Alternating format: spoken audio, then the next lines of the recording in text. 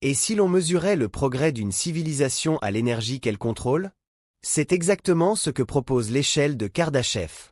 Dans cette vidéo, nous parcourons chaque stade, du type 1 jusqu'au type 7. Une civilisation de type 1 a atteint la maîtrise complète des ressources énergétiques de sa planète. Elle peut capter, stocker et utiliser toute l'énergie disponible sur Terre, solaire, éolienne, géothermique, marémotrice, mais aussi l'énergie des orages, séismes et volcans. En chiffres, une civilisation de type 1 exploite environ 1,0 exposant 6 W. Aujourd'hui, l'humanité se situe autour de 0,7 sur l'échelle de Kardashev. Nous n'y sommes pas encore, mais nous nous en approchons. Un monde de type 1 serait extrêmement avancé et interconnecté. Des villes 100% énergie propre, des réacteurs à fusion fournissant une puissance quasi illimitée sans pollution. Le contrôle du climat deviendrait envisageable. Gérer les pluies pour mettre fin aux sécheresses, affaiblir les ouragans avant l'impact, réduire les séismes en stabilisant les pressions tectoniques, ou encore employer des miroirs orbitaux pour ajuster l'ensoleillement régional. La nature ne serait plus seulement subie, elle serait gérée. Parmi les technologies marquantes, des réseaux énergétiques planétaires reliant continents et océans, redistribuant en continu l'électricité de gigantesques fermes solaires désertiques ou de générateurs houlomoteurs en haute mer. On verrait aussi l'ingénierie climatique, ajuster l'atmosphère pour stabiliser les températures et limiter les événements extrêmes, une sorte de thermostat global. La vie quotidienne ressemblerait à de la science-fiction, villes intelligentes conçues dès l'origine, avec une IA orchestrant trafic, énergie, communication et santé. Les transports publics seraient propres, rapides, fondés sur des maglefs ou des hyperloops capables de traverser la planète en quelques heures. Les notions de « pays développé » et « en développement » s'estomperaient au profit d'une civilisation interconnectée à accès égal à l'énergie et à l'information. La communication changerait d'échelle, traduction en temps réel, Internet universel et peut-être une identité planétaire commune. L'éducation deviendrait quasi instantanée via des liens neuronaux ou des environnements immersifs. Créativité et innovation exploseraient, portées par l'abondance énergétique et des outils collaboratifs accessibles partout. Mais atteindre le type 1 n'est pas qu'une affaire de technologie, c'est aussi un défi de coopération. Il faut surmonter divisions politiques, culturelles et environnementales, réduire les inégalités, gérer la démographie et éviter la destruction par la guerre ou l'effondrement écologique. Cette phase de transition est risquée. Certains chercheurs parlent du grand filtre, ce stade où tant de civilisations échouent avant de rejoindre les étoiles. La récompense, cependant, est immense. Une civilisation de type 1 serait aux portes du multiplanétaire. Grâce à des ressources colossales et une coordination mondiale, nous pourrions terraformer des planètes proches, bâtir de grands habitats spatiaux, ériger des ascenseurs spatiaux, des centrales solaires orbitales, et faire de l'extraction d'astéroïdes une routine. La Terre deviendrait le point de départ d'une espèce prête à explorer le cosmos. Une civilisation de type 2 dépasse les limites planétaires. Elle exploite toute la puissance de son étoile, environ 1,0 exposant 8 W. L'idée emblématique est la sphère de Dyson, ou plus plausible, un SM de Dyson, un ensemble de millions de collecteurs solaires orbitant pour capter la production stellaire. Les technologies ne sont pas seulement plus puissantes, elles sont d'un autre ordre. Des planètes entières peuvent être reconfigurées pour l'industrie ou le stockage de données, des astéroïdes sont déviés, des orbites modifiées par manipulation gravitationnelle. La conversion matière-énergie devient possible, et l'ingénierie des trous noirs débute, pour produire de l'énergie ou mener des expériences physiques avancées. La civilisation ne fait plus que survivre, elle façonne étoiles, mondes et espace-temps. La vie dans une telle société, habitats mégastructuraux orbitant le Soleil et abritant des milliards d'habitants, colonies dans des astéroïdes évidés, énergie quasi illimitée, post-rareté. Construire une ville, on l'imprime. Voyager à travers le système solaire? En minutes ou heures via des transports quasi luminiques ou du repliement spatial. La santé élimine maladie et vieillissement. Les vies peuvent s'étendre indéfiniment via médecine avancée, cybernétique ou transfert de conscience. Existence physique et virtuelle cohabitent, échangeables à volonté. Communication à l'échelle du système, réseau solaire et communication quantique, partage instantané de pensées entre planètes. L'art, les idées et les expériences se créent dans des simulations partagées ou des paysages oniriques synthétiques.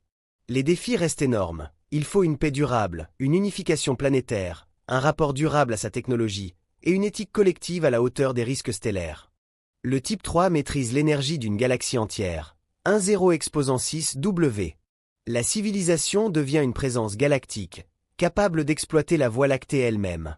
Si le type 2 manie le Soleil, le type 3 guide les étoiles. Il réorganise des systèmes stellaires, manipule des trous noirs et étend son influence sur 100 000 années-lumière. Partout, des Dyson autour de millions d'étoiles, construits et entretenus par des machines autoréplicantes, des essaims nanoscopiques voyageant de système en système. Trous de verre pour voyager et communiquer plus vite que la lumière, ou s'en approcher. Gestion du temps localement ralenti accéléré selon les besoins. On parle d'ingénierie galactique, réagencer des systèmes solaires pour optimiser collecte d'énergie, stabilité ou habitabilité.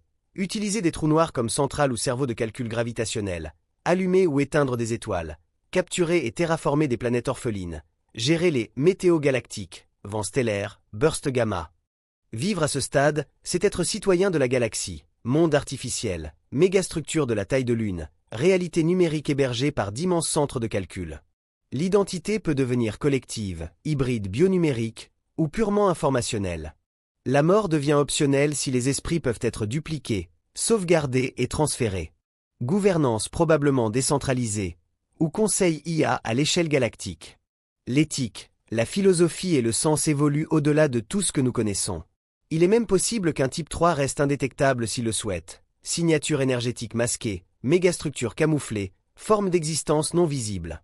Le type 4, extension spéculative de l'échelle, contrôle l'énergie de l'univers entier ou d'une grande fraction. Il puise dans d'innombrables galaxies, trillions d'étoiles, et manipule des forces cosmiques. La technologie paraît magistrale, exploitation de matière, énergie noire, ingénierie de l'espace-temps, création-destruction de galaxies, et même Big Bang artificiel.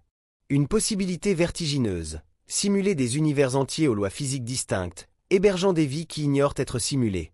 Le type 4 pratique l'ingénierie de la réalité.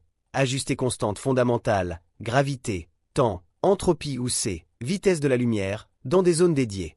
Les trous noirs servent de portes dimensionnelles ou de processeurs hyper intelligents. La vie elle-même devient multidimensionnelle. Vivre ici est indescriptible. L'individu peut devenir motif, intention ou pure conscience présente partout. Le temps, l'espace et la dimension sont malléables. Les êtres existent à travers des galaxies, sous des formes inconnues. Les questions centrales ne sont plus la survie ou la puissance, mais le sens. Que faire quand tout devient possible? L'exploration porte sur les possibles mêmes, sur de nouvelles consciences, nouvelles lois, nouvelles réalités. Le type 5 va au-delà d'un univers. Il opère dans le multivers. Il navigue, manipule et crée des réalités multiples aux lois, chronologie et possibilités différentes. Les outils relèvent de la métatechnologie, manipulation non seulement de la matière-énergie, mais de la logique et de la causalité. On écrit de nouvelles lois physiques pour des univers entiers, on ouvre des portails par des dimensions supérieures, on saute entre timelines. La computation multiverselle agrège la puissance de calcul d'innombrables réalités en une méga-intelligence. La civilisation peut n'être qu'un esprit unique étalé sur d'innombrables mondes, ou bien une fédération de sous-civilisations qui co-crée un réseau commun de savoir. La vie intérieure est plurielle. On peut être instancié simultanément dans plusieurs réalités, partager des souvenirs alternatifs, exister en parallèle, changer de version de soi. Le choix devient un acte créateur qui génère un univers. La mort perd son sens, la conscience reboot ailleurs, ou migre vers une autre branche. Les formes physiques deviennent optionnelles. Le type 6 opère au niveau du code source de la réalité.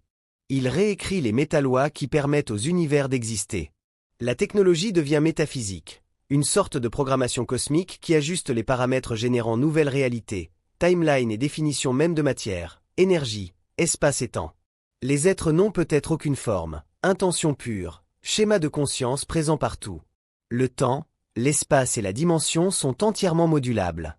L'identité est une force créatrice. On choisit son forme, son réel, sa perception. Le but n'est plus la puissance, mais la compréhension du pourquoi. Pourquoi quelque chose plutôt que rien? Quel est l'ultime fondement?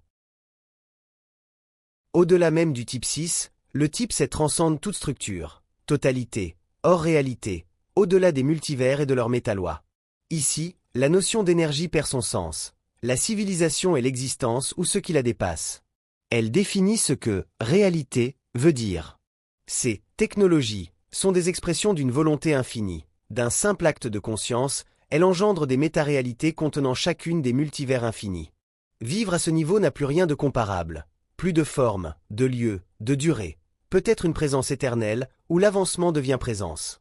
De notre point de vue, Un type 7 est inconcevable et indétectable, mais l'idée élargit notre imagination et nous pousse à réfléchir à ce que l'intelligence et la conscience peuvent devenir. Abonne-toi pour d'autres vidéos science, futurisme, espace et dis-moi en commentaire, à quel type penses-tu que l'humanité peut réellement parvenir?